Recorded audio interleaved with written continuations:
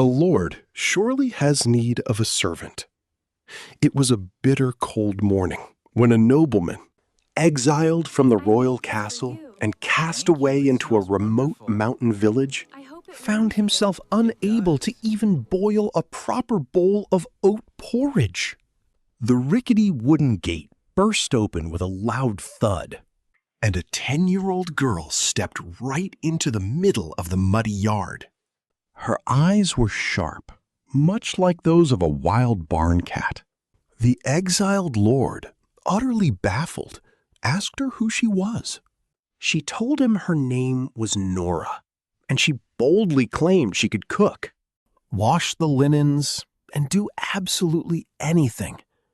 So he asked her to cook, and she promptly burned the iron pot to a crisp. He then sent her on an errand, and she ended up running up and down the highest hill 3 times. Every task she touched turned into a disaster. Yet strangely, this lord could not bring himself to chase the child away. No, he never had any intention of doing so.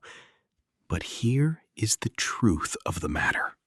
This lord was not just any ordinary nobleman, and a single bitter root carried in the arms of this little girl would soon overturn the entire fate of the realm. What in the world could have happened? Before we begin our tale, gather round, lend me your ears, and perhaps toss a penny into the storyteller's cup. Autumn had arrived unusually early that year. In the royal castle gardens, the old pear tree still bore unripened fruit, and with every gust of wind, fallen leaves drifted across the dark waters of the stone pool. It was a season that seemed to lose its strength, even in the midday sun. Yet, on that particular night, the castle gardens were completely empty.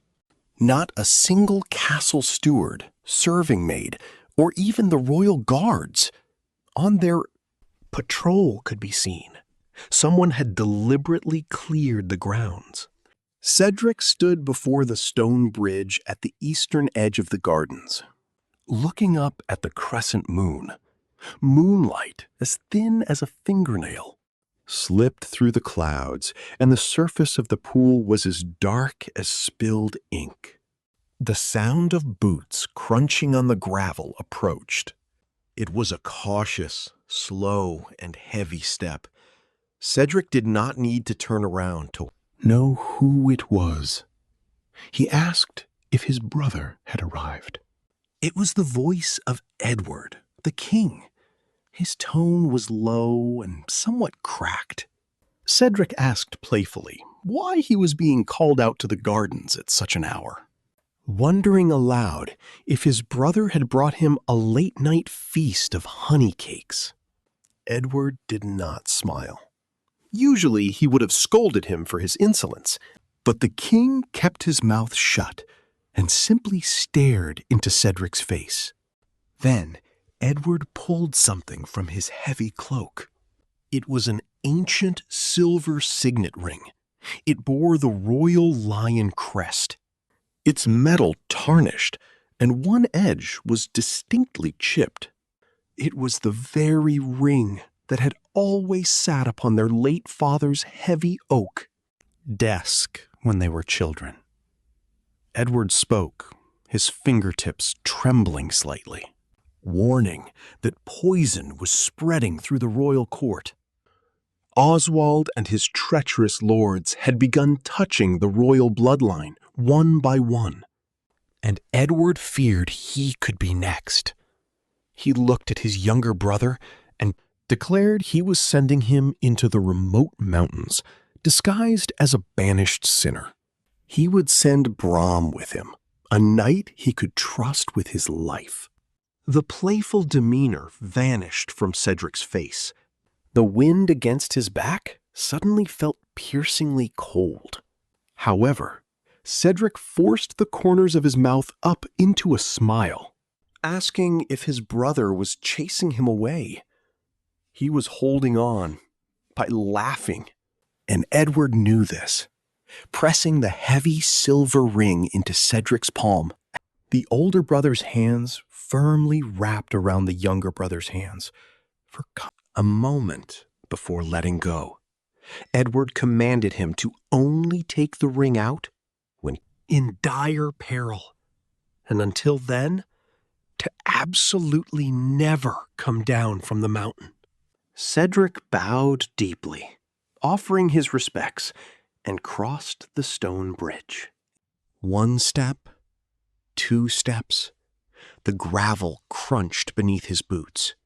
At that moment, no one knew that Cedric's knuckles, clutching the ring, were entirely white from how hard he gripped it. And no one knew that Edward stood frozen in that exact spot until his younger, the brother's back completely disappeared into the shadows. Another dead leaf fell beneath the old pear tree. The mountain path over the next few days was brutal.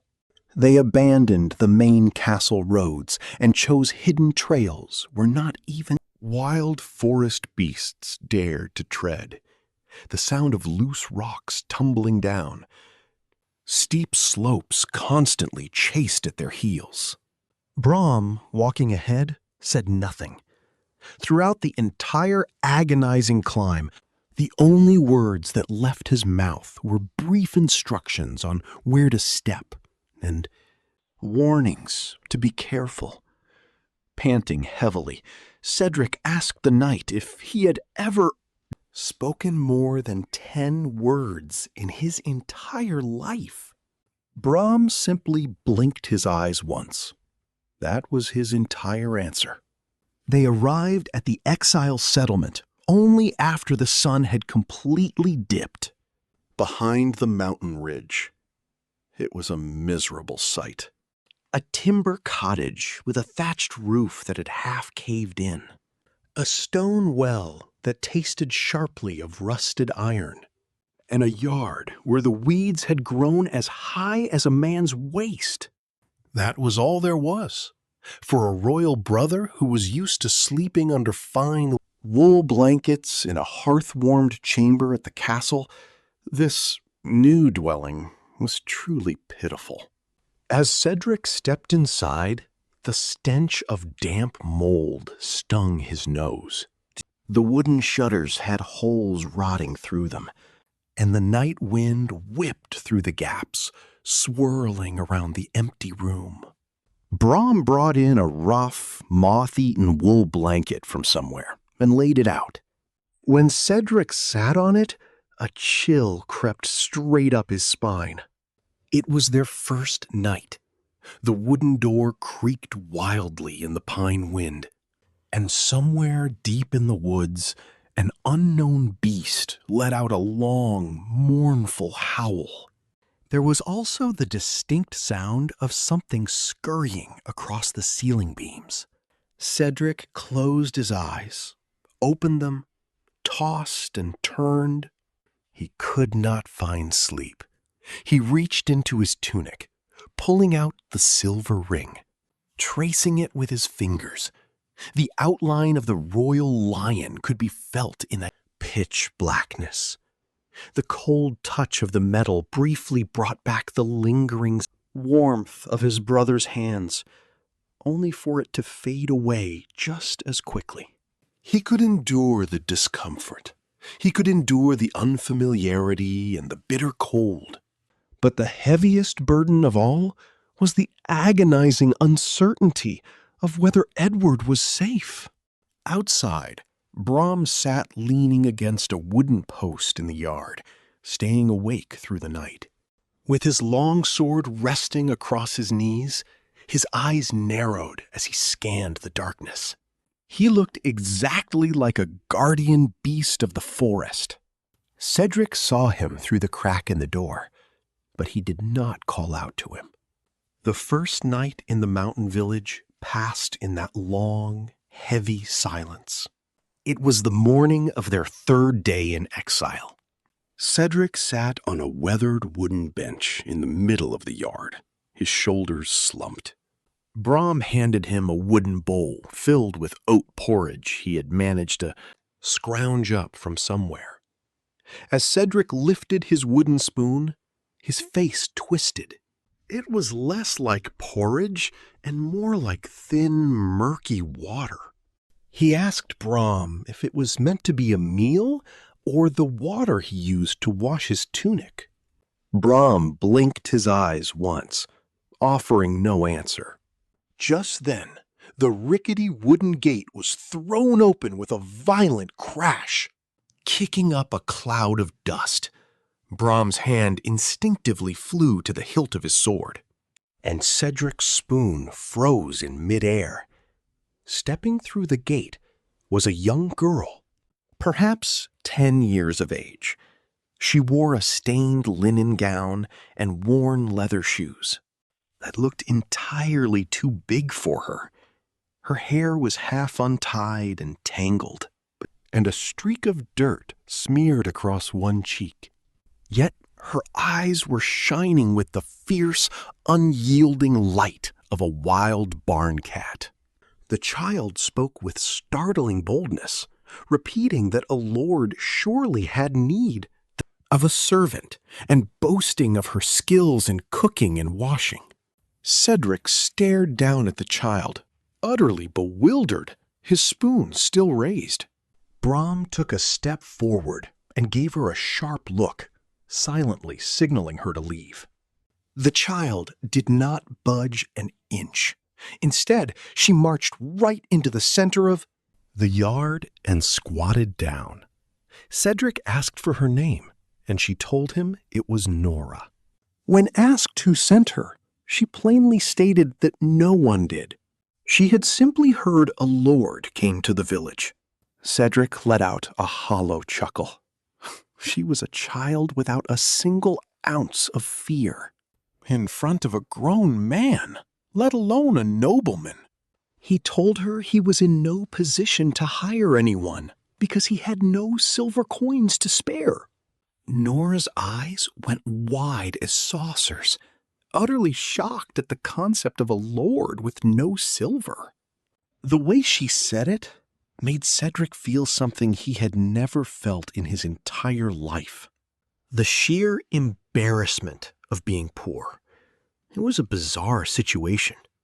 A royal brother who had lived his whole life surrounded by the most precious treasures in the castle was now making pathetic excuses to a 10-year-old peasant girl. Nora lifted her chin proudly and told him that if he had no silver, he could just feed her, promising she worked hard. Brom shot Cedric another look, but Cedric raised a hand to stop him. He asked her what exactly she was good at, and she confidently replied with anything. Little did Cedric know what kind of disaster that anything would soon bring. Cedric looked at the child quietly. Beneath the hem of her gown, her ankles were covered in dark mud, and the sleeves of her clothes were frayed, the threads unraveling. Below her stubbornly raised chin, her collarbone jutted out thinly. He did not need to ask, to guess why this child had come to this harsh mountain, practically begging to be a servant for a ruined lord. He told her to come tomorrow morning, warning her that if she was late, he would not hire her. Nora's eyes sparkled. She jumped to her feet, bolted out the gate, and ran without ever looking back. Before the dust in the yard could even settle, her small figure had vanished over the mountain path. Brom looked at Cedric, his eyes clearly questioning if this was wise. Instead of answering, Cedric took a spoonful of the cold, watery oat porridge. A faint smile had crept onto his lips. The next day, Nora was not late. In fact, she was more than early, having arrived before the village roosters even thought to crow. When Cedric rubbed the sleep from his eyes and opened the Wooden door. The child was already squatting in front of the stone hearth, clicking 2 pieces of flint together. When he asked what she was doing, she plainly stated she was making food, pointing out how miserable he looked, eating that watery oat slop yesterday. Cedric did not even have time to stop her. Nora shoved a pile of firewood into the hearth and tried to light it. But the wood must have been damp from the morning dew, for it only produced a thick, blinding cloud of smoke. The child blew on it with her mouth, fanned it wildly, and finally shoved a massive handful of dry straw into the embers. With a loud pop, a cloud of ash exploded outward, completely covering Nora's face in black soot. Cedric tried to hold it in. He really, truly tried to hold it in. But the moment he saw that soot-covered face with only her large eyes blinking, through the grime, he clutched his stomach and burst into roaring laughter. Seeing Cedric collapse onto the wooden bench, slapping his knee in amusement, Nora's face turned bright red beneath the ash. She yelled at him not to laugh, blaming the wet wood. Cedric wiped a tear from his eye, agreeing that it was entirely the wood's fault. Barely managing to compose himself, he peered into the iron pot. The porridge had burned and fused to the bottom so thickly that the wooden spoon was stuck standing straight up in the center. It was a substance that could no longer be called food by any stretch of the imagination. Cedric rested his chin on his hand, pretending to think deeply, and then suddenly put on a very serious expression. He told Nora to forget the food, claiming he found himself in need of something incredibly important right then. He instructed her to go to the very top of the hill behind the cottage and fetch him 3 perfectly round stones, stressing that they must be absolutely flawless spheres. Nora shot him a look of deep suspicion. But what could she do? The Lord said he needed them. Grumbling and muttering under her breath, the child took off running toward the back hill. Cedric leaned back on the bench, leisurely watching her small back grow smaller and smaller as she climbed the path. Brom stepped closer, asking what he intended to do with those stones. Cedric looked up at the morning sky and replied casually that he had absolutely no use for them. He had simply made up a useless errand because he felt sorry. Watching the child fret over the ruined pot. A long while later, dripping with sweat, Nora returned and proudly presented the 3 stones. Cedric picked them up one by one, rolling them this way and that, pretending to inspect them with the utmost gravity. Then he winked one eye, shook his head, and told her that one of them was not perfectly round, telling her to go again. Nora's face flushed redder than a ripe apple, calling him a liar and insisting it was perfectly round. Cedric shook his head stubbornly, and Nora stomped her feet in sheer frustration, arguing her case. Amidst the loud bickering, the corners of Brom's mouth twitched, rising into a microscopic smile for the very first time in his life. Though, of course, the Silent Knight himself was completely unaware of it. And so several days passed in this manner.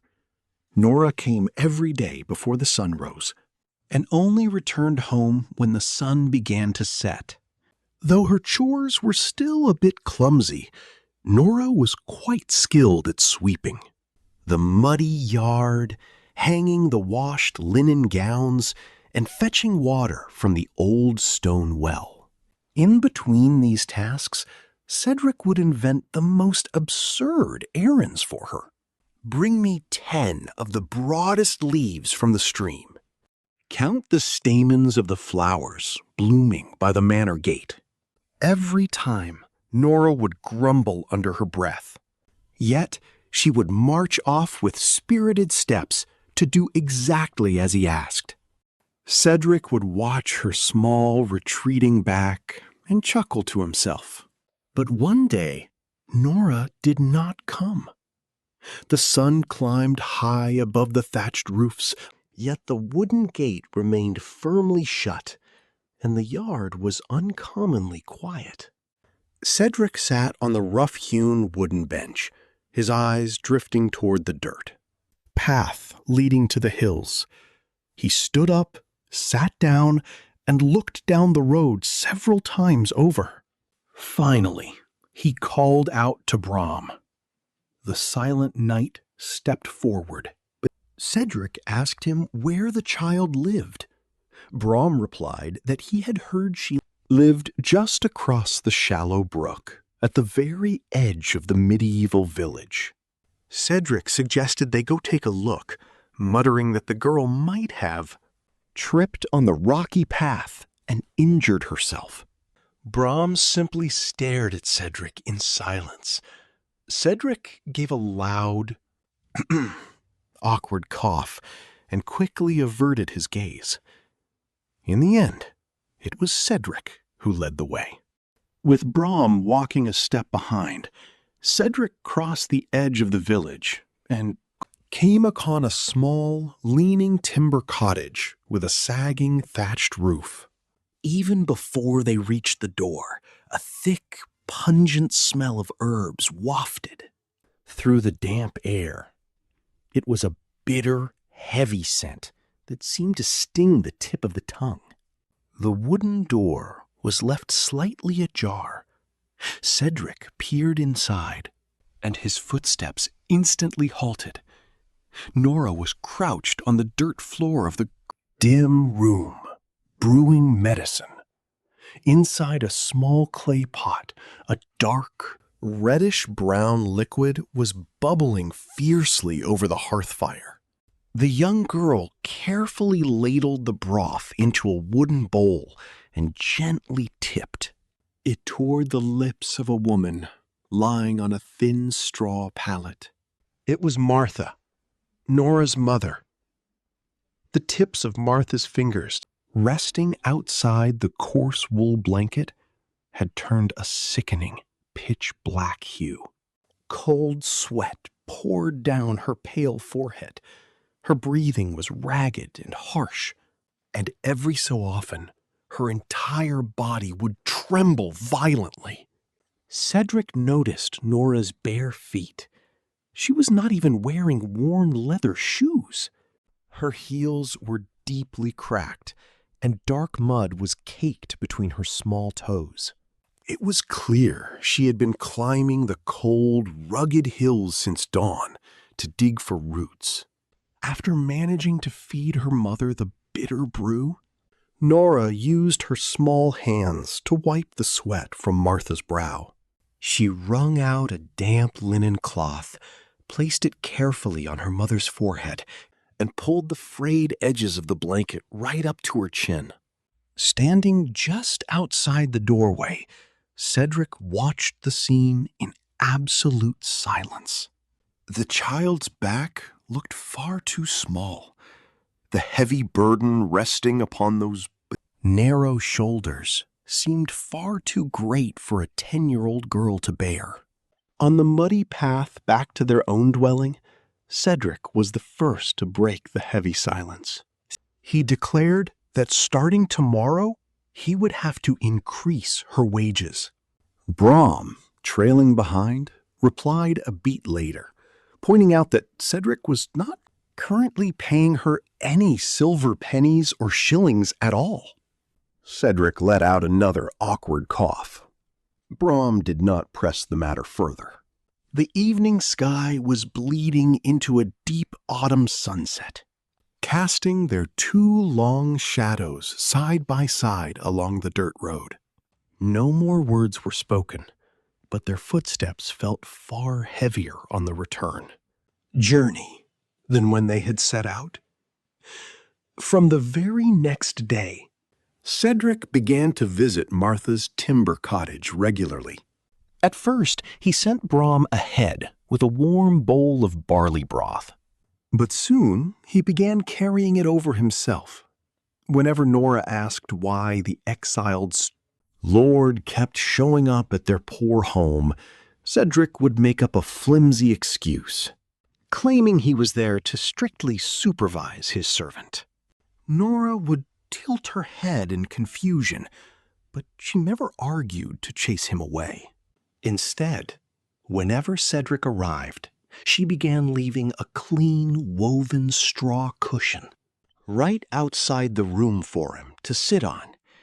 Cedric easily recognized this a gesture as the child's own shy way of welcoming him. Then came the day that changed everything. Cedric had just stepped into Martha's room when he froze dead in his tracks over the wooden threshold. Martha's hand had slipped out from beneath the wool blanket. All 5 of her fingertips were stained a deep, unnatural black, as if they had been dipped in dark ink. A reddish-purple hue was spreading beneath her fingernails, and the veins on the back of her hand bulged like a blackened spiderweb. The cold sweat on her forehead never seemed to dry, and with every breath she drew, her chest sank deeply before rising at an agonizingly slow pace. All trace of warmth and amusement vanished from Cedric's face. He had seen these exact symptoms before. It was a long time ago, deep within the cold stone walls of the royal castle. An elder of the royal bloodline had suddenly taken to his bed and perished. Before a fortnight had passed, Cedric still vividly remembered the master. Healer, swallowing a heavy sigh and shaking his head in defeat. First, the fingertips turned black. Then came the terrible bone-rattling chills. And finally, the lips faded to a lifeless ash gray before the victim closed their eyes forever. The court had called it a rare, untreatable swamp fever. At the time, Cedric had believed them. No one in the crown authority had dared to suspect otherwise. But now, looking at this poor widow in a remote, forgotten village surrounded by dense forests, the symptoms were identical, down to the last detail. What possible connection could there be between a high-born royal elder who died in the grand castle and a peasant woman lying in a crumbling thatched cottage? There was only one answer. This was no fever. This was poison. The scattered pieces of the puzzle in Cedric's mind began to thread together onto a single string. The mysterious deaths within the royal court, the sudden passing of loyal noblemen, the very reason his brother Edward had disguised him as a sinner and exiled him to this distant medieval village. And now, these exact same symptoms appearing in this isolated parish. It was too precise to be a mere coincidence, and far too cruel to be an act of nature. Someone had spread this poison, even to this hidden village. Whether they had tainted the old stone well or poisoned the granary, he did not yet know. But one truth was glaringly obvious. The traitor who orchestrated this was sitting inside the royal castle. Cedric stepped out of the room, his face darkened by a storm of grim thoughts. Waiting under the bare branches of an old oak tree in the yard Nora held out a freshly boiled potato to him. She asked him what was wrong with his face, wondering aloud if he had eaten something that upset his stomach. Cedric forced a stiff smile and told her it was nothing, just that he was feeling a bit hot. Nora tilted her head, pointing out that it was the middle of autumn and the wind was freezing. She did not press him further, though she surely must have noticed that his eyes were not smiling at all. The little girl simply placed another warm potato on Cedric's lap and scurried back into her mother's room. Cedric looked down at the humble food resting on his knees. It was warm. The body heat the child had transferred while holding it against her chest still lingered on the rough skin of the potato. Yet that small, fragile warmth only pressed down on his heart with an unbearable weight. Cedric could not bring himself to tell the girl that the affliction slowly killing her mother was not a sickness, but a deadly poison. A few days later, just after the sun had dipped below the horizon, Brahm knocked on Cedric's door. It was the very first time since their exile began that the stoic warrior had sought Cedric out without being summoned first. As Cedric opened the heavy wooden door, he saw what Brahm held in his gloved hand. It was a folded piece of parchment. The wax seal binding it looked hastily pressed, but the small crest stamped into the wax was one Cedric knew intimately. It was the secret seal used only by the inner stewards of the royal castle. Brahm reported that it had just arrived, left secretly with the keeper of the roadside inn down by the mountain pass.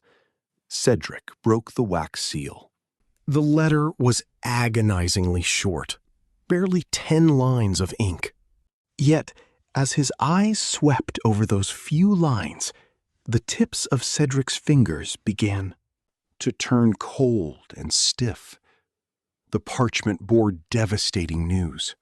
King Edward had collapsed. The royal physicians claimed it was an unknown illness. Despite the castle healers working day and night, the king showed no signs of recovery, and the corrupt Lord Oswald was rapidly seizing control of the crown authority, taking the realm's power piece by piece into his own treacherous hands. At the very bottom of the parchment, a hurried line had been added. His Majesty's fingertips are turning black. The parchment trembled faintly in Cedric's grip. Fingertips turning black, unending cold sweats, lips fading to the color of ash. It was the exact same affliction he had witnessed in Martha's room just days ago. Not a single detail differed. Cedric finally understood. None of this was a coincidence. The poison in the royal castle and the poison in this wretched village came from the exact same hand. In his plot to assassinate the king and usurp the throne, Oswald had spread the same poison to this remote estate, likely to erase the tracks of his dark work. Perhaps this village was his testing ground, or perhaps it was a means to bury the evidence. Either way, the conclusion was horrifyingly clear. The distant village where King Edward had sent Cedric to keep him safe was, in fact, the very heart of the poisoner's web. Cedric folded the parchment, tucked it deep into his woolen tunic, and stepped out of his room. He stood in the muddy yard, entirely lost as to where he should go or what he should do. It was a moonless, pitch-black night. Only the jagged silhouette of the mountain ridge could barely be distinguished against the dark sky. And somewhere in the dense woods, an owl let out a long, mournful cry. Brahm followed him out into the cold air, but remained as silent as a shadow, offering no words. Cedric sat heavily on the wooden bench, staring up at the empty, starless heavens. He did not know how much time had passed when the wooden gate at the edge of the yard gave a loud creak. Wondering who could possibly be visiting at such a late hour, Cedric turned his head. There stood Nora, her small arms wrapped tightly around a thick, woven blanket. She explained that she had been walking by and saw that his hearth light was still burning. Nora marched boldly across the muddy yard and unceremoniously tossed a blanket over Cedric's broad shoulders. Her small hands were clumsy, and the blanket slipped halfway down his back, but she quickly grabbed the edges, pulled them up tightly around his neck, and began to scold him. She demanded to know who would pay her mountain of back wages if he caught a deadly chill and died.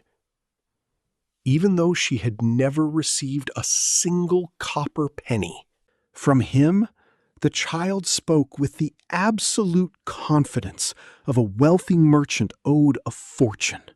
Cedric let out a soft snort.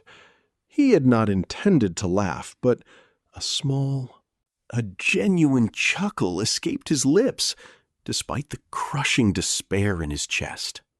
He assured her he would not catch a cold.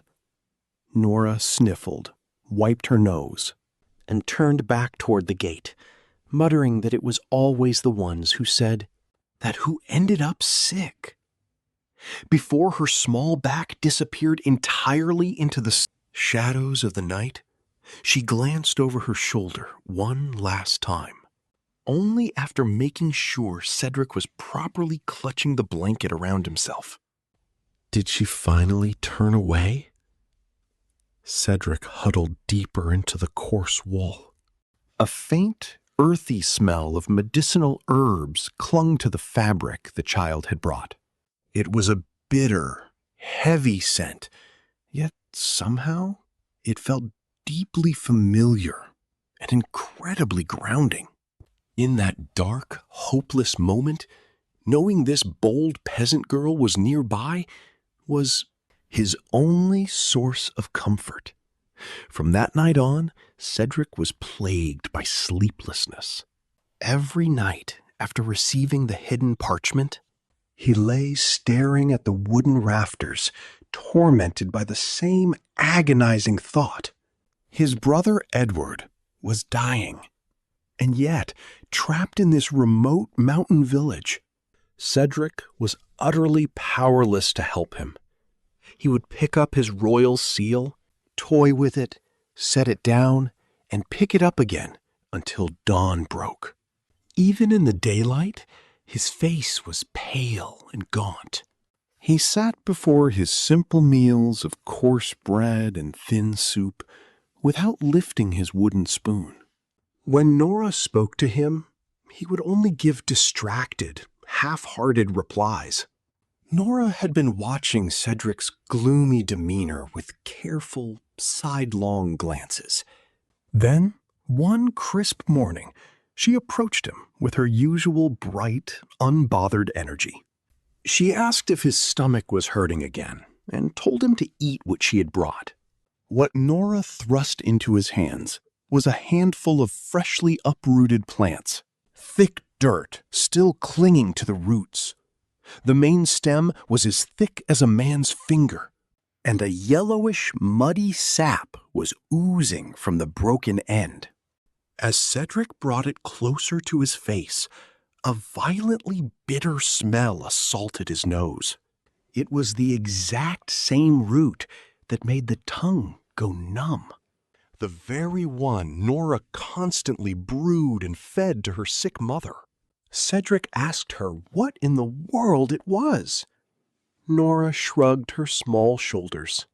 and admitted she did not know its true name, but she knew that whenever she fed it to her mother, the terrible symptoms seemed to ease. She explained that she found it growing in the cracks of a secluded boulder, high up on the mountain peak, puffing out her chest with pride. Nora declared that it was her own secret spot, a place no other villager could ever find. While Cedric was staring blankly at the strange root, Brahm quietly stepped up from behind. The silent knight took the root from Cedric's hands. He snapped the stem in half, rubbed the yellowish sap between his calloused fingertips, and brought it to his nose, inhaling deeply. Then he carefully traced the veins of the leaves with his thumb and held the broken stem up to the morning sunlight to inspect it. Suddenly, Brahm's eyes widened in shock. The stoic warrior rarely spoke, but he possessed a vast hidden wealth of knowledge. Before he was chosen as the king's loyal guard, it was whispered that he had been a secret military officer who specialized in handling deadly poisons and their cures. Now, clutching the dirty root, Brahm turned to Cedric and spoke the longest string of words he had uttered since their exile began. He declared it to be the clear root, a legendary, potent herb known to neutralize the most lethal of poisons. It was a miraculous medicine recorded in the old monastery texts, widely believed to have gone entirely extinct over a century ago. Brahm's voice trembled slightly as he said that if this was truly the clear root, it would undoubtedly cure the king. Brahm paused, his eyes darting back to the plant to examine it one more time. It was real. The pattern of the veins on the leaves, the exact hue of the stem, the thick consistency of the bitter sap, every single detail matched ancient descriptions of the clear root perfectly. Cedric slowly turned his gaze toward little Nora. The realization hit him like a bolt of lightning. This was the reason Martha was still breathing, despite being infected with the assassin's poison. While the other peasants in the village were slowly dying, withering away, Nora's mother had survived because this barefoot, sick, the 10-year-old girl had unknowingly been feeding her the rarest antidote in the realm. The sole reason Martha had managed to cling to life was entirely because of Nora. The bitter root that the little girl had been casually digging up from the forest floor, a weed everyone assumed was just another wild plant, was in fact the legendary clear root. It was the only key to saving King Edward from the treacherous poison that was destroying him from the inside. Yet Nora seemed entirely oblivious to what she had been carrying around in her small woven basket, completely unaware of the immense value of the dirty root in her hands. While Cedric and Brahm stared down at the root with grave, heavy expressions, the 10-year-old girl simply crouched in the mud of the yard, sniffing quietly as she brushed the damp earth from her bare feet. "Why do you look like that? Is it because it is too bitter?" The village priest always says the worst-tasting weeds make the best medicine. Cedric could not bring himself to laugh. He did not know whether he should laugh or weep at the sheer irony of it all. Brahm spoke, his voice dropping to a low, "With this, we can save King Edward." Cedric's eyes trembled. He looked down at the root resting in his palm.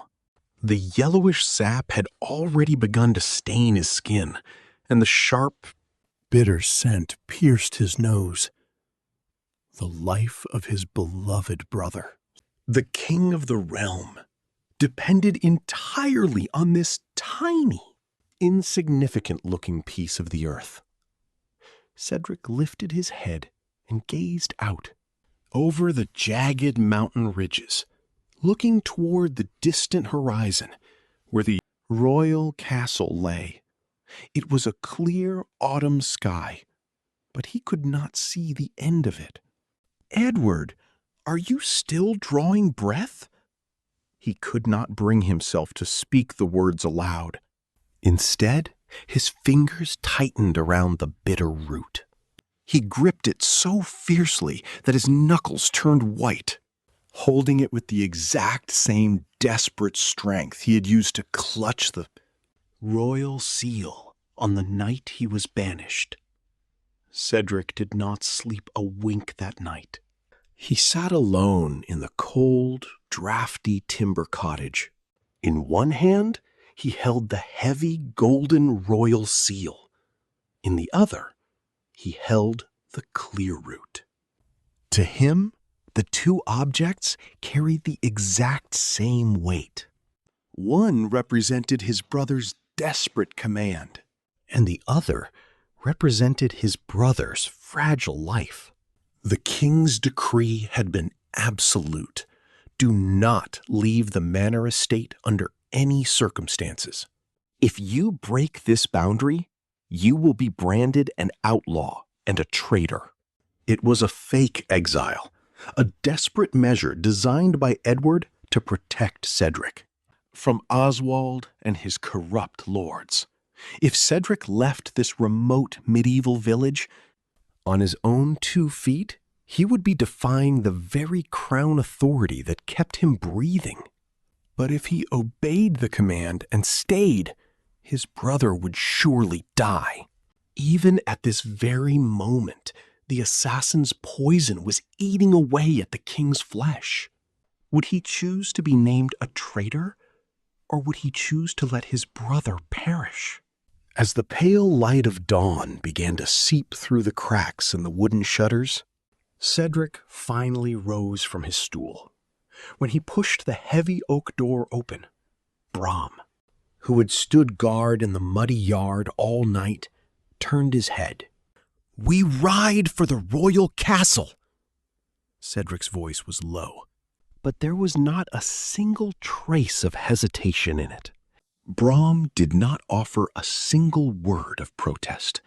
He simply gave a firm nod and silently began to pack his armor and gear. This silent knight was a man who followed his master's heart far more than he followed any strict royal decree. The real complication was Nora. She was the only living soul who knew exactly where the clear root grew in these treacherous woods.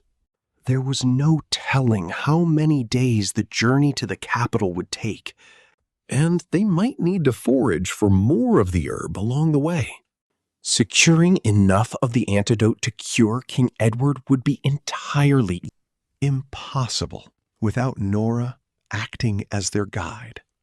Yet, the thought of dragging a 10-year-old girl onto such a perilous, the blood-soaked road weighed heavily on Cedric's chest. His internal debate did not last long. The creaky wooden gate swung open, and Nora marched right into the yard. Slung over one shoulder was a tightly tied wool bundle, and on her feet she wore the sturdy leather shoes Brom had crafted for her a few weeks prior.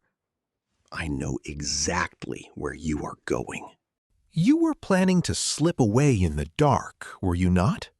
Before Cedric could even open his mouth, Nora spoke up, her chin raised high in defiance. "The road is far too perilous," Cedric warned. "It is perilous, and that is exactly why I am going with you. Martha's sickness comes from that very same poison, does it not?" Cedric froze in his tracks. When had this little girl figured it all out? He had never once uttered the word poison in her presence, yet she had cleverly pieced the truth together. Just by watching the grim faces of the men and listening to their hushed whispers. Nora patted her wool bundle with a confident smack. I have already dug up plenty of the clear root. If we are going, we had best make haste. Cedric looked down at the bold peasant girl. Beneath her fierce, defiant glare, he could see her lower lip trembling just a fraction. It was not that she was fearless. She was terrified. Yet she was still choosing to step onto this dangerous path. Cedric let out a long, defeated sigh and reached out to adjust the tight knot on her bundle. If your legs grow weary, you must tell me. I shall carry you on my back. Who shall carry whom? Nora scoffed. You noblemen from the castle are far slower than I am. From the far end of the yard, Brom hoisted his heavy pack onto his broad shoulders and watched the two of them bicker. The thick morning mist filled the mountain valley, and the dew-soaked grass squelched beneath their boots as the three of them set off. No one looked back at the ruined thatched cottage. To avoid the king's men and the sheriff's deputies patrolling the main roads, the trio moved strictly through the hidden forest trails. At first, Brom took the lead, with Cedric in the middle and Nora trailing at the back. But this formation did not last long. Less than an hour into the trek, Nora had pushed her way to the very front of the line. This path is much quicker. Once we cross that high ridge, there is a clear stream where we can fill our water skins. Nora knew these dense, winding woods like the back of her own hand. Where the two grown men would have had to take a long, exhausting detour around a steep incline, the little girl effortlessly navigated through a narrow, hidden gap between the massive boulders, slipping through in the blink of an eye.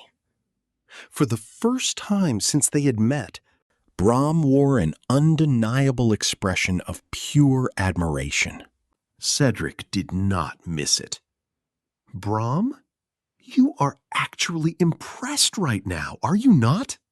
Brom quickly turned his head away, his face instantly returning to its usual stoic, stone-cold mask. The steep, rocky mountain path continued upward. Nora marched up the incline with fierce energy, while Cedric quickly fell behind. Gasping heavily for air, Nora glanced back over her shoulder and shook her head. You castle lords are so pampered. You are as fragile as glass. I am fragile? Cedric shot back, his pride wounded. He puffed out his chest, pretending to be full of vigor, and took a massive stride forward. Instantly, the toe of his boot caught on an exposed tree root, and he went tumbling face first into the dirt, catching himself heavily on his hands. A loud, echoing burst of laughter spilled from Nora as she watched Cedric sprawled in the mud. Brom let out a long, weary sigh, walked over, and grabbed Cedric by the arm. Hauling him back to his feet, that is quite enough. I shall take the lead from here. You should have done that from the start. Nora teased, stepping aside and sticking her tongue out at Cedric. As the sun began to dip below the horizon, the three travelers stopped to rest by the edge of a cold, rushing stream, while Brom went to scout the perimeter. Nora kicked off her leather shoes and plunged her bare feet into the icy water. The moment the freezing current hit her skin, she shrieked, but she did not pull her feet out. Instead, She began to splash her toes in the water, humming a cheerful village folk tune. Cedric leaned his back against a large, mossy boulder and watched her from behind. The golden light of the setting sun shattered across the surface of the stream, casting a warm, glowing halo around the little girl's silhouette. It brought a deep ache to his heart to see her acting like a true child, singing without a care in the world. A fleeting thought crossed his mind. How wonderful it would be if they lived in a world where she only ever had to show this innocent, joyful side of herself. Just then, Brahm emerged from the tree line. His expression was drastically different from before. He stepped in close to Cedric and spoke in a voice barely above a breath. "We are being tracked." Cedric's eyes narrowed instantly. He scanned the distant ridge across the stream, but he saw nothing but shadows and pine trees. However, Brahm's instincts as a knight had never been wrong. How many? 3, perhaps 4? They are about half a day's ride behind us. High above their heads, a black hawk circled slowly in the darkening sky. The scenery around them was peaceful, but the air had already grown thick with deadly tension. Cedric called out to the girl, "Nora, put your shoes back on. We must move." Nora, who was still dripping wet, grabbed her leather shoes and looked at him in confusion. "Already? Cannot we rest just a little while longer?" "We must cross the high ridge before nightfall." Cedric forced a reassuring smile onto his lips, but his eyes were completely devoid of warmth. Nora tilted her head, sensing the shift in the atmosphere. But she did not ask any more questions. She quickly tied her bundle and stood up. The 3 of them resumed their march. The shadows in the forest grew longer, and their pace was significantly faster than it had been all day. In the darkest hour of the early morning, long before dawn, Brahm shook Cedric awake. "They are closing in. They are less than a mile away." Beneath the massive oak tree where they had tried to catch a few hours of sleep, the 3 of them scrambled to their feet, while Nora rubbed the sleep from her eyes and clutched her bundle. Brahm stared down the dark, winding forest path.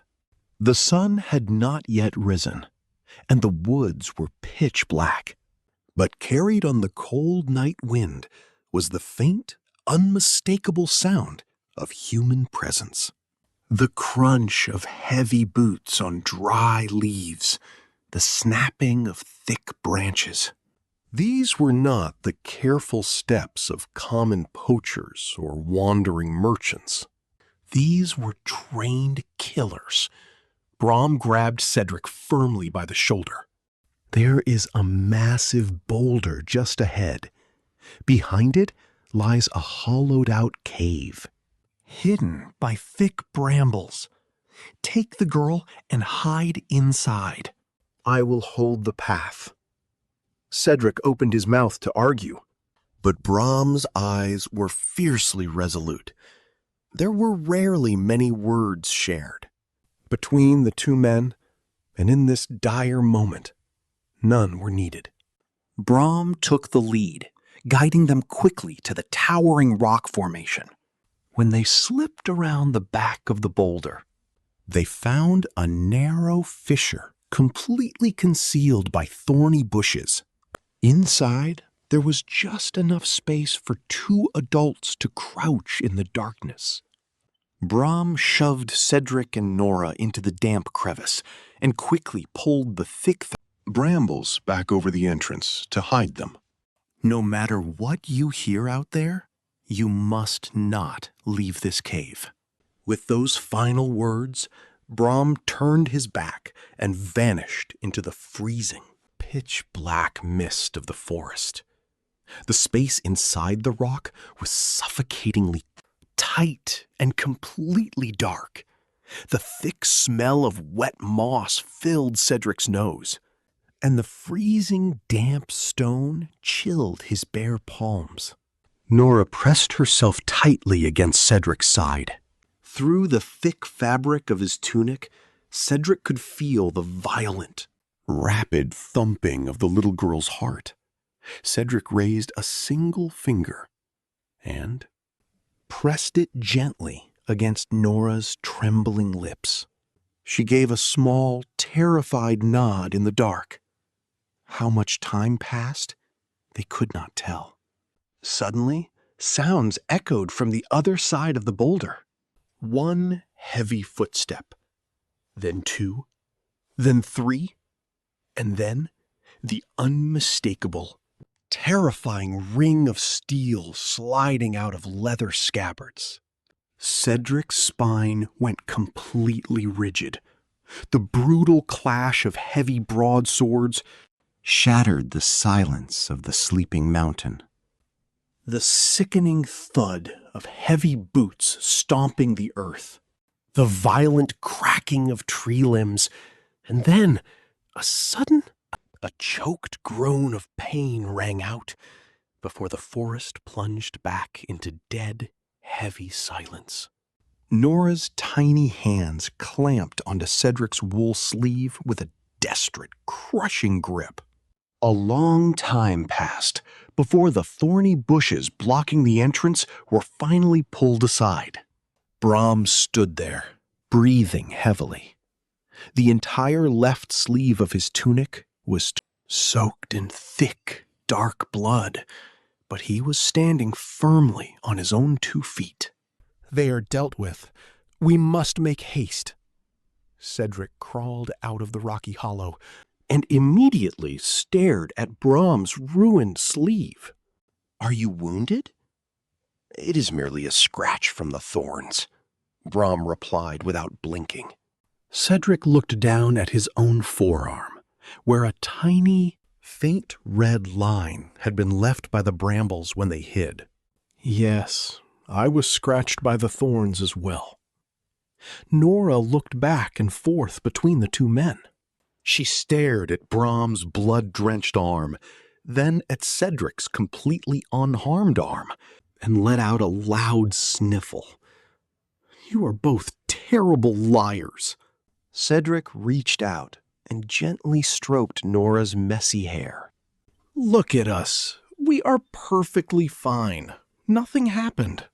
Nora nodded slowly, but her small hands kept a death grip on the fabric of Cedric's sleeve, and she refused to let go even as they hiked miles away from the site of the ambush. Having successfully lost any remaining pursuers, the trio decided to spend the night in the ruins of a roofless stone chapel deep in the mountains, while Brahm sat in the corner, tightly binding his bleeding arm with strips of clean linen. Cedric fetched fresh water for Nora and gathered piles of dry hay to make a soft bed for her on the cold stone floor. Nora insisted that she could do it herself, but Cedric absolutely refused to listen. "Tonight, you are officially relieved of your duties as a servant. And what about skipping stones? You are relieved of that duty as well." Nora let out a small giggle, but the smile did not linger on her face for long. Her wide, anxious eyes kept darting over toward the dark corner where Brahm sat, with his blood-stained sleeve. As the night grew deeper and the hearth fire died down to embers, Nora finally drifted off to sleep. Cedric took off his heavy wool cloak and gently draped it over the little girl's shivering shoulders. As he stood up to step outside into the night air, something heavy slipped from the inner pocket of his tunic and fell to the ground. It landed on the cold stone floor, gleaming brightly under the moonlight. Filtering through the ruined roof, It was the royal seal. Just as Cedric bent down to retrieve it, a small hand reached out and snatched the heavy golden object first. Nora had woken up. The little girl sat up, holding the royal seal in her palm, tilting it so the bright moonlight hit the surface. The majestic lion crest, the undeniable coat of arms of the king, was deeply and perfectly engraved into the metal. Nora's eyes grew massive. She had seen this exact crest before. Every year, when the royal tax collectors and the king's procession rode through the muddy market square of her village, the peasants would all drop to one knee and bow deeply in reverence.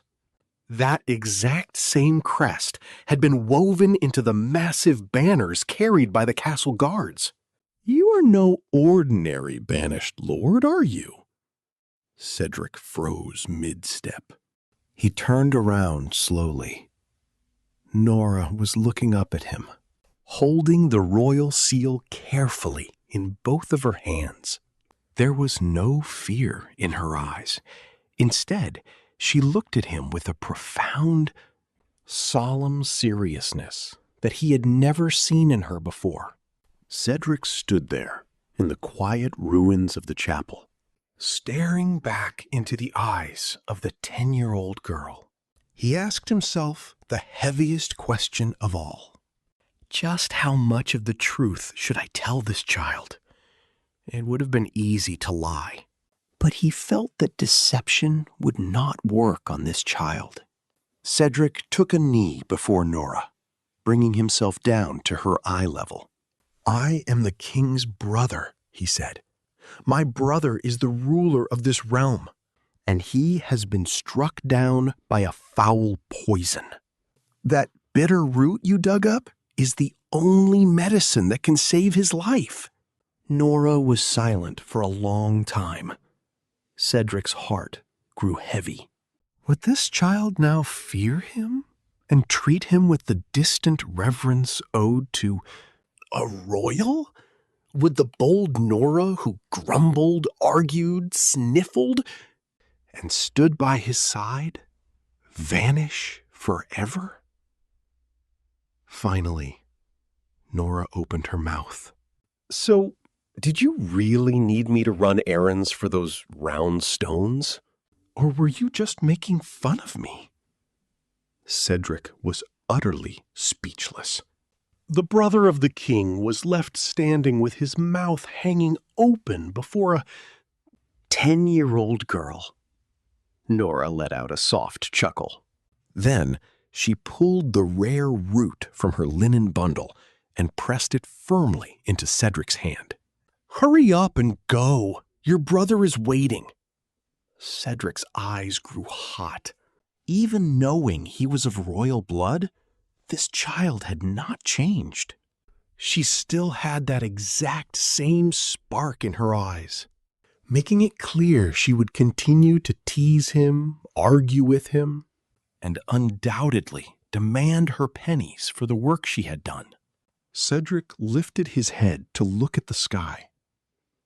There were tears he could not bear to show in front of a child. It was a night filled with countless stars. They walked for 3 more days. They left the mountain trails behind, crossed winter fields, forded icy streams, and navigated the back alleys of muddy market towns, until at last the massive stone walls of the capital city appeared before their eyes. Nora looked up at the towering castle walls, her jaw dropping. "What in the world is all that?" "The capital," Cedric replied. "It is that big?" While Nora looked around with wide, wondering eyes, Cedric's face hardened. A line of armed men stood before the main gate. These were no ordinary royal guards. They were Oswald's private men-at-arms. Their surcoats were different, and the look in their eyes was different. It was not the gaze of men protecting a city, but the gaze of men blockading it. Brahm led the three of them into the shadows beneath the stone wall and spoke in a low voice. The main gate is impossible. The postern gate and the servants' entrances will be blocked as well. How do I know? Look at the sheer number of soldiers. If they have stationed this many at the front, they have sealed up every rat hole in the castle. Wild rumors were spreading through the capital. As they slipped through the narrow, rain-soaked lanes, whispers caught their ears. They say King Edward's illness is grave. Word is he will not last the fortnight. Lord Oswald holds the entire royal court in the palm of his hand. Anxiety hung over the faces of the commoners like a dark shadow. Cedric walked slowly along the outer perimeter of the castle grounds. The main gate, the rear gate, the western servants' path, just as Brahm had said. They were all heavily guarded. Every time they returned from checking a path, Brahm shook his head. Nora was growing more exhausted by the hour, but she bit her lip tightly, refusing to complain. The sun began to set. They were running out of time. Cedric stopped at the base of the eastern castle wall. There was a spot near the ground, heavily overgrown with thick ivy. Beneath the tangled vines, the faint outline of an old stone drainage grate could be seen. It was only large enough for a grown man to barely crawl through. Anyone else would have walked right past it, but Cedric knew this place. He had stumbled upon it by chance when he was a very young boy, playing hide-and-seek with Edward, when his brother had nearly burst into tears. From failing to find him, Cedric had parted the ivy and crawled out, giggling. It was a secret passage known only to the two of them. A smile spread across Cedric's face. Edward, you never could have guessed that our game of hide-and-seek would be used like this. Brahm peered into the stone drain. It was dark, narrow, and echoed with the sound of dripping water. Brahm nodded. It meant they could make it through. Nora flinched as she looked up at the pitch-black opening. Cedric looked down at the child and offered his hand. "Are you scared?" Nora shook her head vigorously. She pressed her lips together, raised her eyebrows high, and her entire face seemed to shout that she was not afraid at all. Yet the small hand that gripped Cedric's was tense and trembling. Cedric squeezed her hand reassuringly. "Let us go." Inside the drain, it was as dark as pitch. Brahm went in first, and Cedric followed, with Nora clinging to his back. The ceiling was so low, they had to crouch deeply, and the stone floor beneath their boots was slick with moss. Cold water seeped from the masonry, trailing freezing drops over their hands. The damp, musty smell of ancient mud and stagnant moisture filled their noses.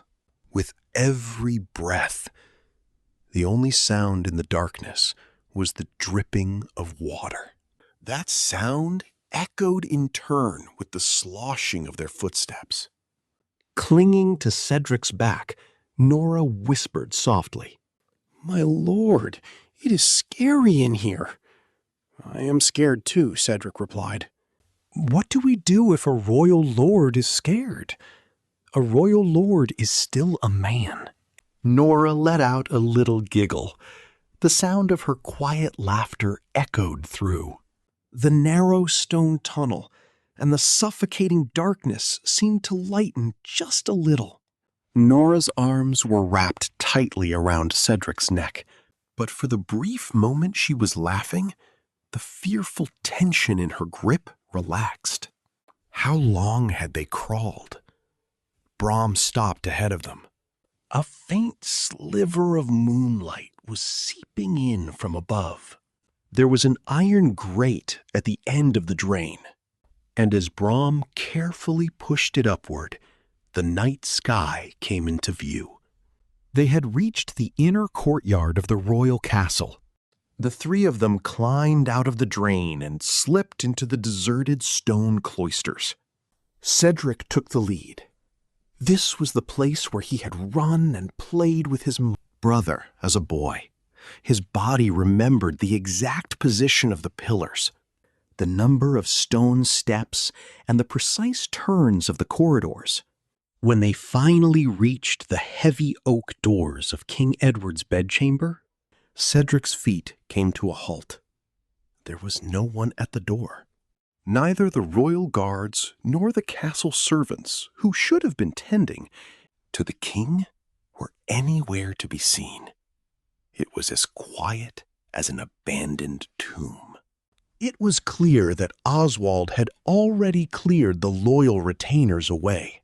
Cedric pushed the heavy door open. The smell of apothecary brews hit him first. It was the bitter, murky scent of medicines that offered absolutely no cure. Under the dim, flickering light of a single candle, the figure of King Edward lay motionless on the bed. His fingertips were blackened, his lips were the color of ash, and his chest, barely visible beneath the heavy furs, rose and fell with an agonizingly slow, shallow rhythm. Cedric fell to his knees beside his brother. He took Edward's hand. It was freezing. It was not the warmth of a living man. A sharp ache pierced Cedric's chest, and his vision blurred with tears. Just then, Nora's voice broke the silence from behind him. "Move aside. I need to brew the medicine." Nora was already pulling the rare root from her bundle. Brom quickly located a small hearth in an adjoining antechamber, and Nora immediately began to build a fire. Her hands shook as she struck the flint, but she did not stop. The same clumsy hands that used to get covered in soot. Back at the exiled lord's cottage were now trembling, yet handling the apothecary bowl with absolute precision. A sharp, bitter aroma filled the antechamber. Cedric took the finished brew and carefully tilted the wooden bowl against his brother's lips. A tiny swallow could be seen in King Edward's throat. Cedric's hands trembled. He tilted the bowl to give him another drop. Another faint swallow. Cedric set the bowl aside and grasped his brother's hand once more. It was still cold, but ever so faintly, a weak, rhythmic pulse could be felt beneath the skin. Nora peeked her head through the crack in the antechamber door and asked, "Did he drink it?" "He drank it," Cedric replied. Relief washed over Nora's face. Sweat was rolling down her soot-stained cheeks. But the child was smiling. The night deepened, and none of the three dared to sleep. Soon, dawn broke. Cedric kept vigil by his brother's side all night. Every few hours, he administered the medicine Nora had brewed, wiped the cold sweat from Edward's brow, and checked his pulse over and over. When the first light of morning revealed that the blackish hue on the king's fingertips had faded just a fraction, Cedric closed his eyes and let out a long, shuddering breath. As the sun rose, King Edward opened his eyes. At first, his cloudy gaze wandered aimlessly across the canopy bed, but then slowly turned to the side. He saw the face of Cedric sitting beside him. "Cedric," It was a cracked, raspy whisper, but it was unmistakably his voice. "You broke my royal command." "Yes, I broke it," Cedric smiled. His eyes were red with exhausted tears, but he was smiling. "I suppose I must be punished." The corner of King Edward's mouth twitched upward. Ever so slightly. He shouldn't have had the strength to speak, but he managed a single word. "Fool." Cedric told his brother everything. He spoke of the true nature of the poison, the rare root, and how the medicine had been found by a 10-year-old peasant, A girl from a remote mountain village. King Edward kept his eyes closed as he listened. but the faint smile never left his lips. Brom stepped into the bedchamber and whispered into Cedric's ear, "Lord Oswald and his men will be coming to the royal chambers this morning. It is a seizure of power disguised as a morning visit." Cedric's eyes narrowed. "Edward, can you stand?" The king gripped Cedric's arm and slowly pulled himself up. He stumbled, but Cedric supported his back. King Edward seated himself in the high-backed oak chair. He straightened his spine, leveled his chin, and put a fierce strength into his eyes. It was an imposing posture that made it impossible to believe this man had been standing on the threshold of death just yesterday. Cedric stood to the king's right. Brom took his place on the left, while Nora hid behind a heavy stone pillar. Still wearing her soot-stained wool, she only peeked her head out to watch. Before long, the sound of heavy boots echoed outside the bedchamber. 1, 2, 3. The footsteps multiplied into a march. Then Lord Oswald's voice boomed from the other side of the heavy doors. "Open the doors." The double doors swung open. The bright morning sunlight poured into the darkened bedchamber. Motes of dust danced and sparkled in the shafts of light. And right in the center of that brilliance sat the king, dignified upon his chair. His piercing eyes stared down at the nobleman standing in the doorway. With color returning to his face and his back held rigidly straight, the king who was thought to be dead, the king who was supposed to be dead, was sitting there, very much alive.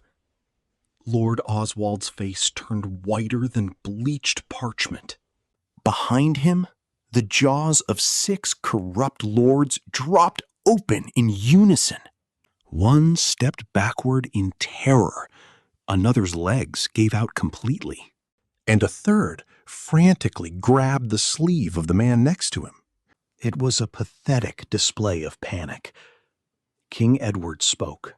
It was a low, unyielding sentence.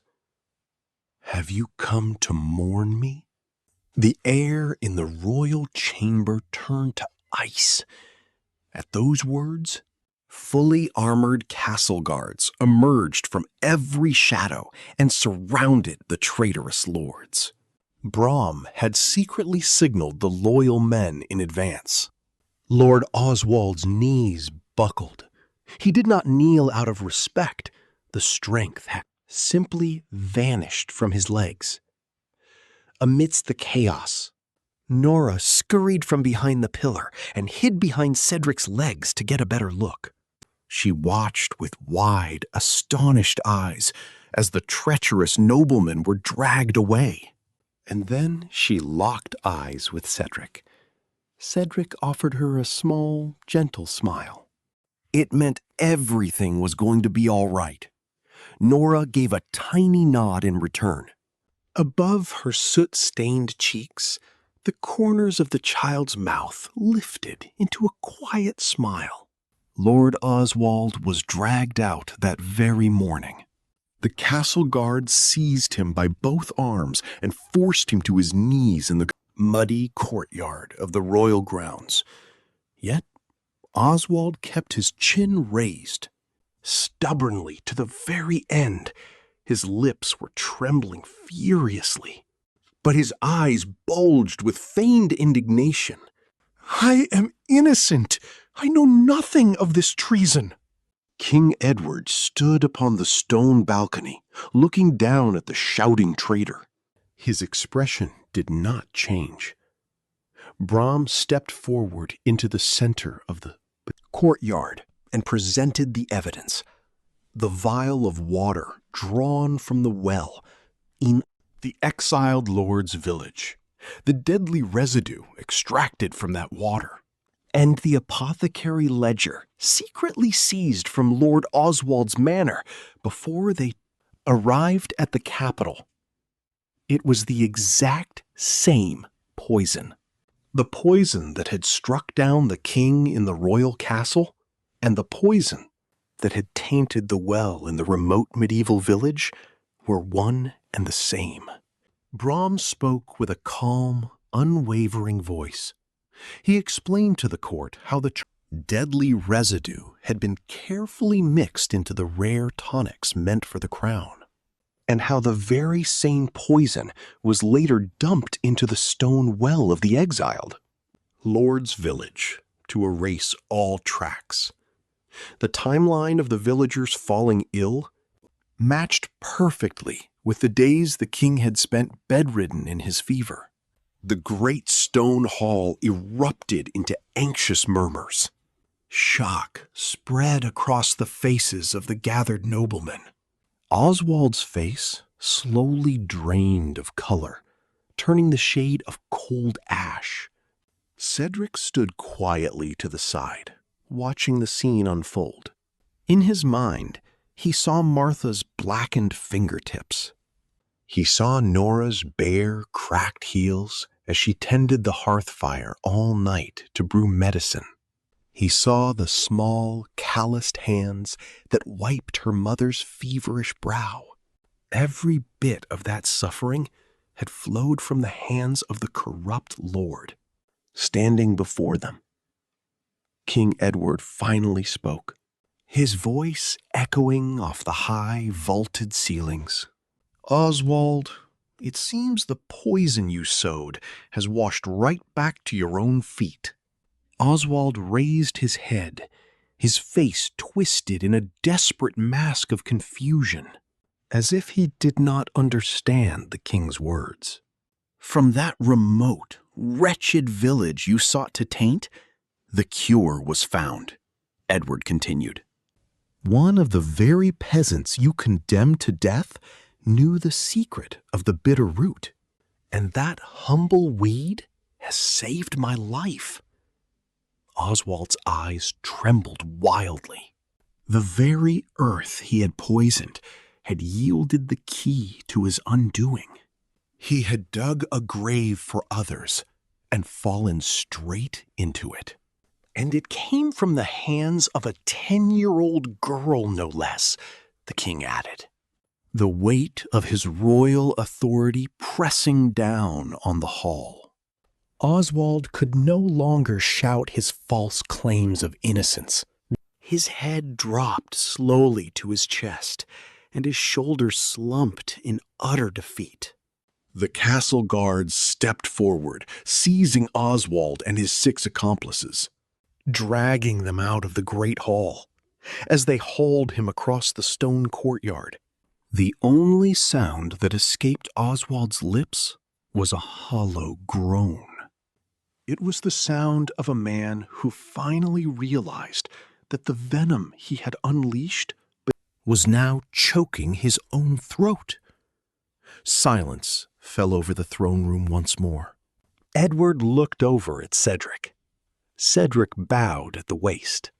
Between the two brothers, no words were needed. Just then, from behind a thick marble pillar near the heavy oak doors, Nora peeked her head out. When her eyes met the king's, She flinched like a startled rabbit and ducked back behind the stone.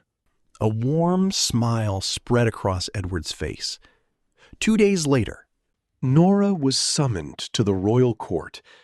As she walked through the grand corridors, her head spun in every direction. The sunlight fractured beautifully through the stained glass windows, and the rich tapestries hanging from the walls made her dizzy with their vibrant colors. The arched colonnades seemed to stretch on forever, and the polished stone floors gleamed like the surface of a still pond. Nora's mouth hung wide open, catching flies. Cedric nudged her gently in the back. "Close your mouth! The draft will get in." "Is this really where you used to live?" she whispered loudly. "It is! But you told me you did not have a single copper." "Penny to your name." Cedric let out an awkward cough. The great hall was vast and intimidating. Rows of noblemen and guildmasters stood with their heads bowed on either side, and at the far end, King Edward sat upon his carved wooden throne. He was not entirely recovered, but his posture was straight and his eyes were sharp and clear. Nora stepped out into the center of the hall. Her small footsteps echoed loudly against the stone, drawing the eyes of every high-born lord in the room. Edward looked down at the girl. She was so very small. She wore a simple wool dress, scrubbed free of the hearth soot she usually carried, and her 2 small fists were clenched tight at her sides in nervousness. Yet her chin was tilted up with that familiar, stubborn pride. The sight of this 10-year-old child, the savior of the realm, brought a fond smile to the king's lips. "So you must be Nora," he said. "Yes, I am told you saved my life. I shall grant you a royal reward. Ask for anything you desire." Nora tilted her head. She knew what a reward was, but the word anything seemed far too vast for her mind to grasp. She glanced sideways at Cedric. Cedric gave her an encouraging nod, silently telling her to speak boldly. Nora looked back up at the king, took a long pause to gather her thoughts, and then spoke with a face of absolute, solemn sincerity. "Excuse me, good sir." The entire hall froze solid. The nobleman's eyes widened in horror. Someone in the back let out a strangled cough. Cedric brought a hand to his forehead, rubbing his temples. In the entire history of the realm, this child was surely the first to address the sovereign ruler of the land as a mere good sir. But then the king laughed. He let out a booming, wholehearted roar of laughter. It echoed so loudly, it seemed to shake the ancient timber beams of the ceiling. It was the first time since he had taken the crown that he had laughed with such pure joy. Standing in the shadows behind the throne, Willem, the loyal old castle steward, felt his eyes well up with hot tears at the sound. Nora just blinked, completely bewildered as to why the king was laughing, while Cedric stood there with a face that could not decide whether to laugh or weep. Edward finally caught his breath and wiped his eyes. "Speak, child. What is it you wish for?" Nora brought her hands together in front of her apron, tilted her head once more, and answered. Just a few sacks of winter wheat would do. The hall went dead silent. "Just enough to pay for my mother's medicine and keep us fed through the winter frost," she added. The king's smile faded into a look of profound astonishment. A murmur rippled through the ranks of the noblemen. The ruler of the land had offered her the world, and this child was asking for a few sacks of grain. She was pricing the king's life at the cost of common winter rations. Edward looked over at Cedric. Cedric was biting his lip hard to keep from laughing out loud. Cedric stepped forward and knelt before the throne. "Your Grace, I have a petition. I ask for your royal protection over them. I wish to bring this child and her mother here to the capital. Nora is exceptionally bright and knows the ways of herbs and roots. Please, allow her to enter the castle apothecary as an apprentice maid, so she may study the healing arts, and let her mother be treated by Giles, the royal physician." Edward looked down at Nora. The girl was just blinking her large eyes, having no idea what an apothecary maid even was. "Very well, I grant it," the king nodded. Cedric turned on his knee to face Nora, bringing himself down to her eye level. "It means you get to handle herbs every day.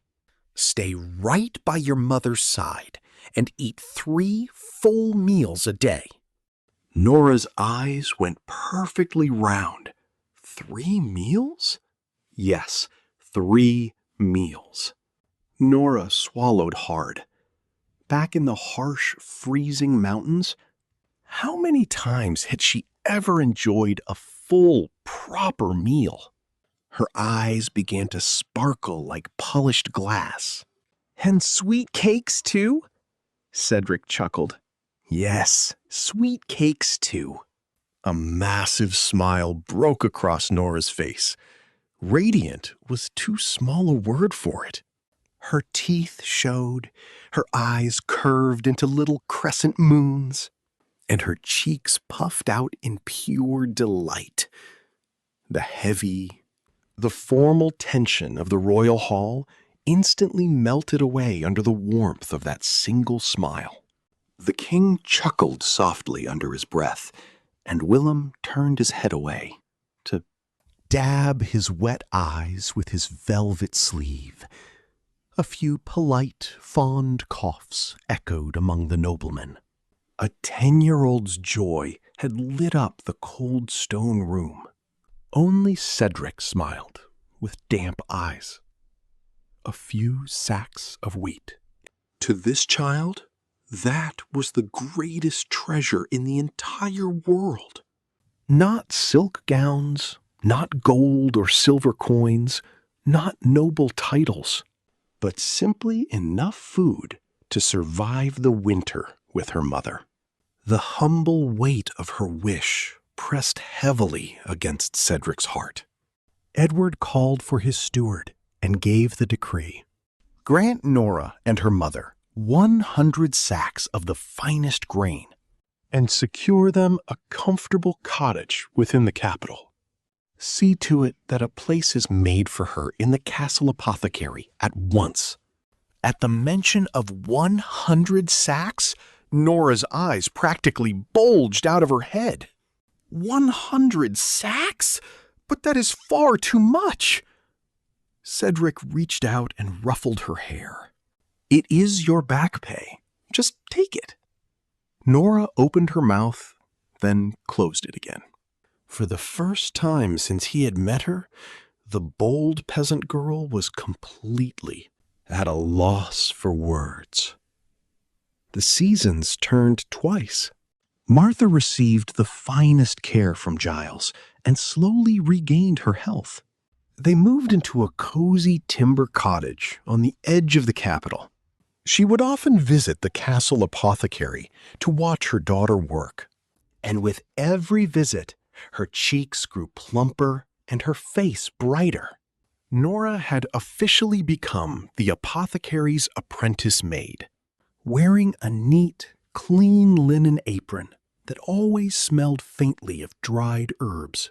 She scurried around the courtyard with quick, purposeful steps. She looked entirely different from the soot-covered urchin of the mountains. Under Giles's strict but kind instruction, she learned to sort rare roots, tend to the brass boiling pots, and memorize the names and uses of countless medicines. She learned so quickly that even the master healer clicked his tongue in amazement. But there was one thing that had not changed at all. It was Cedric. Cedric appeared at the apothecary courtyard almost every single day. He would always bring some new treat from the market, casually leave it on her wooden work table, and then whistle innocently, as if he had nothing to do with it. "What did you bring today?" I cannot get my chores done if you keep coming around here." Nora would scold, glaring at him, but Cedric never cared. He would lean against the heavy oak pillars, watching her grind herbs with her mortar and pestle, and strike up a conversation whenever he felt bored. "What is the name of that root?" "Licorice." "How does it taste?" "Sweet." "Can I have a bite?" "Absolutely not. This is for the patients." When Cedric would pout like a disappointed child, Nora would eventually let out a long sigh and hand him a small piece of the sweet root. Cedric always won those little battles. Brahm, however, was different.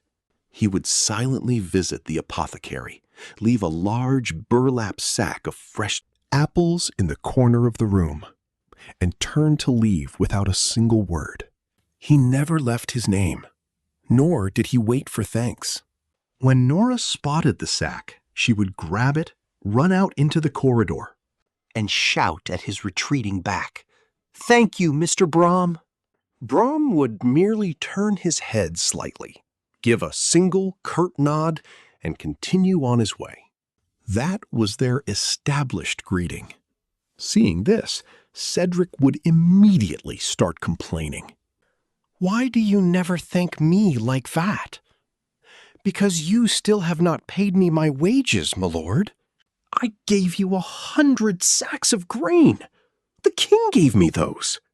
"You did not give me anything." Cedric was left speechless. Once again, the great royal brother was completely outmatched by the logic of a 10-year-old girl. "And what about the coin you promised for running those errands to the riverbed? I climbed that muddy hill 3 times. Well, it was a scam, was it not? Their daily bickering had become a staple of life in the castle apothecary. Giles would shake his head with a fond smile. The servant girls carrying water buckets would stifle their giggles, and passing castle guards would stop in their tracks just to watch the spectacle. The arguments between the royal lord and the little apothecary maid were the best entertainment in the courtyard. But whenever Cedric finally turned around and left, Nora would hug her bundle of sweet cakes tightly against her chest and smile. A small, secret smile that she only showed when no one else was looking. It was late afternoon. The sun was slanting down over the apothecary courtyard, casting long shadows across the woven drying racks filled with herbs. The crisp sound of roots being chopped echoed rhythmically from one corner, and a couple of sparrows were chirping merrily on the thatched eaves of the storehouse. Cedric was sitting on a wooden bench in the back garden, drinking a medicinal draught. It was just a simple brew for a mild winter cold.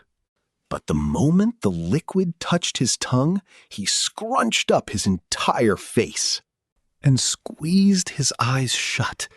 He shook his head violently, stuck out his tongue, and fanned his mouth with his empty hand, making a terrible fuss over the bitterness.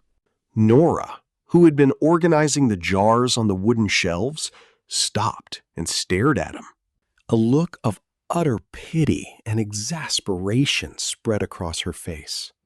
She dusted off her apron and walked over to him. Reaching deep into her pocket, she pulled out a small object wrapped in wax paper. It was a peppermint drop, a small pale green candy, no bigger than an acorn. Nora popped it right into Cedric's open mouth. For a royal lord, you still cannot handle a bitter brew, can you? The sweet, the cooling sensation slowly spread across Cedric's tongue. The sharp, refreshing scent of mint traveled up his nose, completely washing away the foul taste of the medicine. Cedric closed his eyes and sighed in relief. You really have no respect for a royal lord, do you? Well, you were the one who raised me to be this way. Cedric, having lost the argument once again, turned to look at Brom. Brom was leaning against a wooden post in the garden, his arms crossed over his chest. As soon as Cedric looked his way, the stoic knight immediately turned his head and stared blankly up at the clouds. Feigning ignorance was a skill Brom had perfected over the seasons. Cedric scoffed. You are taking her side too, are you not? Brom did not answer, but as the silent warrior stood leaning against the timber post, watching the two of them bicker in the afternoon sun, a faint, undeniable smile touched the corners of his mouth. It was a deeper, more comfortable smile than the very first time the corners of his mouth had lifted back in that freezing, miserable mountain village. Beyond the stone wall of the castle apothecary garden, the evening sunset was spreading its golden and crimson hues. The drying herbs in their woven wicker baskets seemed to soak up the fading red light, while the sparrows sang their final evensong from the slate roof of the nearby keep. They were three souls of entirely different blood, station, and age. When they had first crossed paths in front of that broken timber gate in the remote, snow-covered woods, no one could have possibly foreseen this fate. Who could have known that an exiled lord, a silent knight, and a bold peasant girl would end up sharing their very lives, breaking barley bread at the same table and weathering the turning of the four seasons together to forge a bond far deeper than any noble bloodline? Cedric opened his eyes, feeling the gentle evening breeze.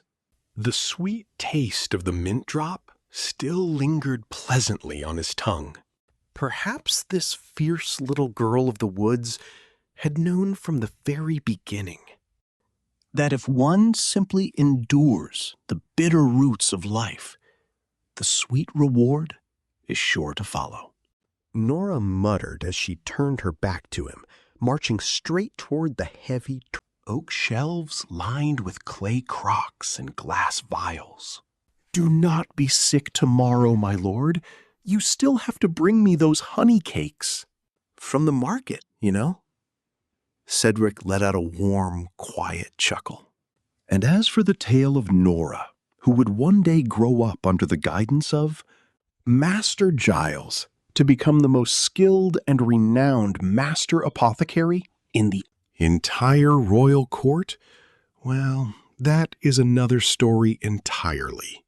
The small, dirt-stained hands that once dug up bitter roots from the frozen earth had saved King Edward's life. A foolish prank involving a heavy sack of river stones had miraculously forged a lifelong family. The threads of human fate are truly a mysterious tapestry. The most precious and beautiful things often bloom in the darkest, most overlooked corners of the realm. A grand title and a high castle chair do not make a man truly noble, just as a ragged wool dress and a low station do not make a soul worthless. A single hand extended in genuine kindness holds far more weight than 1,000 pounds of silver, and it possesses a healing power far deeper than any rare medicine from a distant monastery. Perhaps today, even now, within your own parish or village, there is someone just like Nora standing quietly by your side, waiting to be recognized. This brings us to the end of today's tale.